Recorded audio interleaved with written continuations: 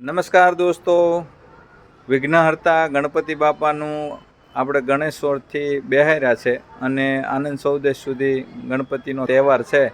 તો અમારે આશીષભાઈ નરેશભાઈ કુંભાણી દર વર્ષે મહાલક્ષ્મીની અંદર આ ગણપતિની સ્થાપના કરે છે.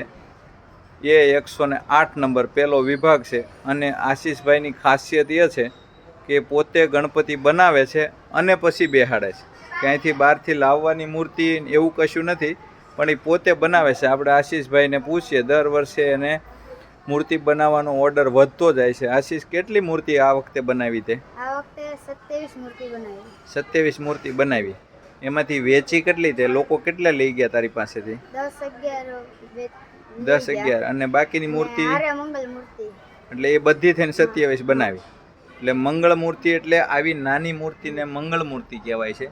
અને આ મોટી મૂર્તિ, અહીંયા મંગળ મૂર્તિ, જો આ મંગળ મૂર્તિ છે. આવી નાની મોટી ટોટલ એણે 27 જેટલી મૂર્તિઓ બનાવી. અને આ મૂર્તિ તે અહીંયા બેસાડી સ્પેશિયલ બનાવી છે ને? સ્પેશિયલ અમારા ઘર માટે. હાથીની ઉપર ગણપતિને બેસાડ્યા છે અને એટલી બધી અદ્ભુત અને સુંદર મૂર્તિ બનાવી છે અમારા આશીષે. કેટલો સમય લીધો આશીષ આપણે મૂર્તિ બનાવવામાં? મૂર્તિ બનાવવામાં 4 દિવસ છે. આ મૂર્તિ એક બનાવવામાં 4 દિવસ થયા. અને બીજી અન્ય મૂર્તિઓ બનાવી એમાં કેટલો સમય થયો? બીજી બધી બનાવવામાં 1 દિવસ છે.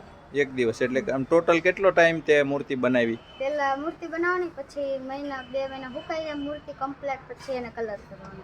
બરાબર. પહેલા મૂર્તિ બનાવે પછી એને કલર કામ કરે, એટલે 2-3 મહિનાથી આમાં જ હતા તમે. અને માટી ક્યાંથી લાવો છો? માટી કોપડામાંથી લઈ આવીએ. એટલે દરેક મિત્રોને મારે કહેવાનું એટલું જ છે કે સિનાઈ માટીને છોડીએ અને આપણે માટીના ગણેશજીને બનાવીએ, શ્રીજી મૂર્તિ, મંગળ મૂર્તિ, તો એનું વિસર્જન પાછું અહીંયા આપણે શેરીની અંદર જ, શેરીની અંદર શેરીમાં કરવાનું.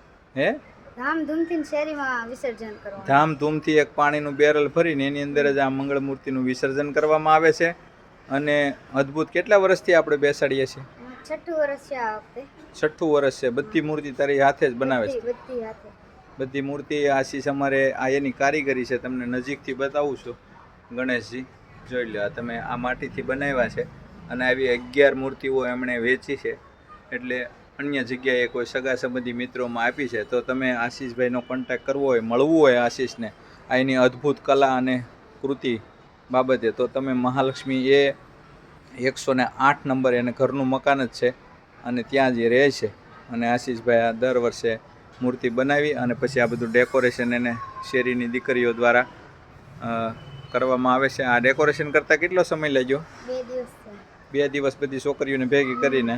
હે, બધી નાની નાની દીકરીઓએ થઈને આ બધું ફૂલ ને આ બધું ઘાસ ને લગાવીને આ એક વાદળું પણ બનાવ્યું છે. તો વિડીયોને ખૂબ શેર કરી દેજો. દરેક સોશિયલ મીડિયાના પ્લેટફોર્મ પર આશીષભાઈની કળાને તમે બિરદાવજો અને કોમેન્ટમાં આશીષભાઈ માટે તમારી પાસે 2 શબ્દો હોય તો પણ તમે લખજો.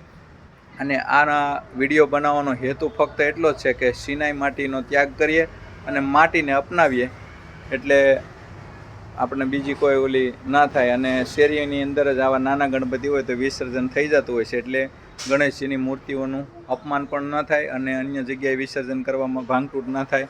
આ બધા હેતુસર આપણે વિડીયો બનાવ્યો છે. તો આશીષ, ઓકે, ધન્યવાદ મિત્રો.